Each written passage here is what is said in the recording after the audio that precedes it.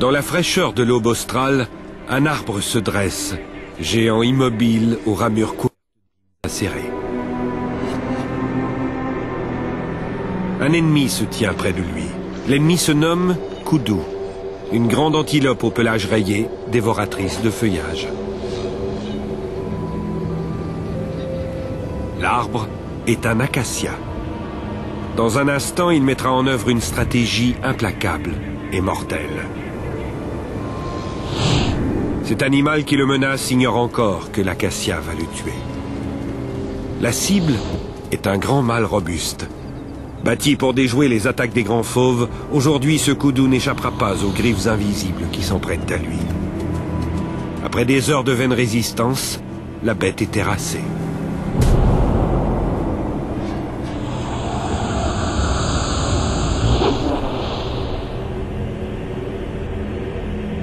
Campé sur ses racines, le coupable n'a nulle raison de fuir.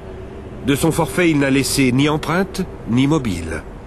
Quant aux témoins de la scène, ils resteront muets. Le crime est presque parfait.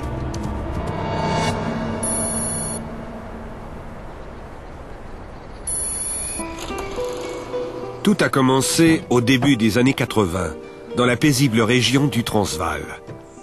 Une véritable machine à tuer s'est mise en marche pour déclencher des meurtres en série. Mais à ce moment-là, personne ne le savait encore.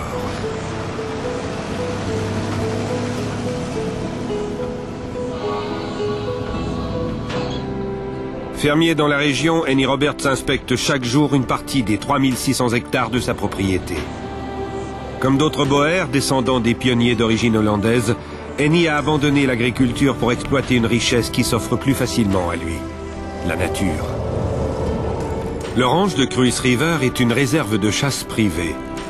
Le koudou en est le gibier le plus noble, une source de revenus primordiale. Ici, une vingtaine de grands mammifères se côtoient sans le savoir sous les branches de l'acacia tueur. Peut-être sont-ils tous des victimes désignées.